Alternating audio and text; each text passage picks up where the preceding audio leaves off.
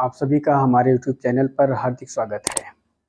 आज के इस वीडियो में हम लोग चर्चा करेंगे यूरिनरी सिस्टम से रिलेटेड कुछ मेडिकल टर्मिनोलॉजीज़ के बारे में। इस टर्मिनोलॉजी को जानने से पहले हम लोग इस बात पे भी चर्चा करें कि मानव का जो एक्सक्रीटरी सिस्टम होता है वो क्या होता है, उसको कैसे परिभाषित करेंगे, उसके अंतर्गत कौन कौन से अंग शामिल होते हैं। मानव शरीर में नाइट्रोजनस वेस्ट मटेरियल को बॉडी से रिमूव करने के लिए एक विशेष प्रकार का जो है तंत्र पाया जाता है, जिस तंत्र को हम उत्सर्जी तंत्र या एक्सक्रीटरी सिस्टम के नाम से जानते हैं। मानव का जो उत्सर्जी तंत्र होता है, जिसके माध्यम से नाइट्रोजनस विषैले हानिकारक पदार्थों को बॉडी से अलग किया जाता है, इसके अंतर्गत 4 संरचनाएं शामिल होती हैं। पहली संरचना को हम किडनी कहते हैं, दूसरा यूरेटर, तीसरा यूरिनरी ब्लैडर और चौथा होता है आपका यूरेथ्रा। ये 4 संरचनाएं एक स्पेसिफिक पैटर्न पर व्यवस्थित होती हैं और व्यवस्थित होकर के जिस सिस्टम का निर्माण करती हैं उसे हम सामान्य रूप से एक्सक्रीटरी सिस्टम उत्सर्जी तंत्र के नाम से जानते हैं। आइए उत्सर्जी तंत्र से रिलेटेड कुछ मेडिकल टर्मिनोलॉजीज को समझा जाए। पहला है इसमें ओलिगोयूरिया। इसका मतलब होता है यूरिन। यूरिन पेशाब को कहते हैं कि अगर पेशाब का जो उत्पादन कम मात्रा में होता है तो उसके लिए टर्म यूज़ किया जाता है ओलिगोयूरिया। दूसरा होता है अनेयूरिया। इसका मतलब होता है कि पेशाब का निर्माण ही नहीं होता है। No production of urine. इसका मतलब कि पेशाब का प्रोडक्शन ही नहीं होता है, तो उसके लिए एक टर्म यूज़ होता है अनेयूरिया। इसी तरह तीसरा है पॉलीयूरिया। इसका मतलब है कि excess production of urine due to less secretion of ADH, anti diuretic hormone. ADH का पूरा नाम क्या होता है? Anti diuretic hormone.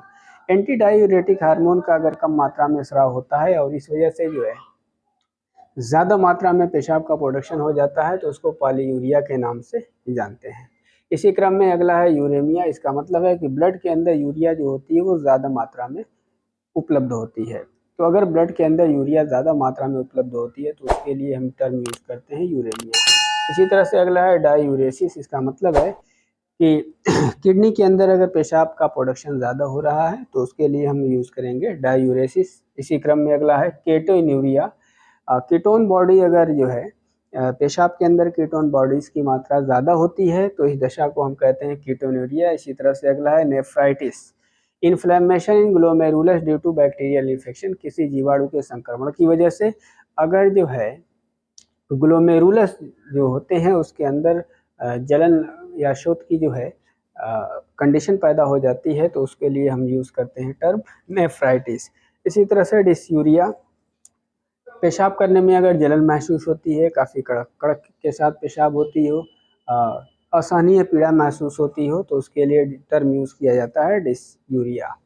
इसी क्रम में आगे है सिस्टाइसिस। यूरिनरी ब्लैडर, यानी वह ब्लैडर या वह थैलीनुमा संरचना जिसमें पेशाब जो होती है वो इकट्ठा होती है, उसे हम यूरिनरी ब्लैडर कहते हैं। अगर उसके अंदर इन्फेक्शन हो जाता है तो उसको सिस्टाइसिस कहते हैं। इसी तरह से अगला है ग्लाइकोसूरिया। इसका मतलब है कि पेशाब में ग्लूकोज की मात्रा ज़्यादा हो जाती है, जैसा कि डायबिटिक पेशेंट में आमतौर से देखने को मिलता है। और इसी क्रम में अंतिम हमारा है calculi and cast. Kidney stone की कंडीशंस को कहा जाता है। जैसा कि आप जानते हैं कि हार्मोनल रेगुलेशंस डिस्टरबेंस की वजह से या ग्रंथियों के सही ढंग से काम न करने की वजह से या कुछ अनियमित दिनचर्या की वजह से या फिर पानी के अंदर जो है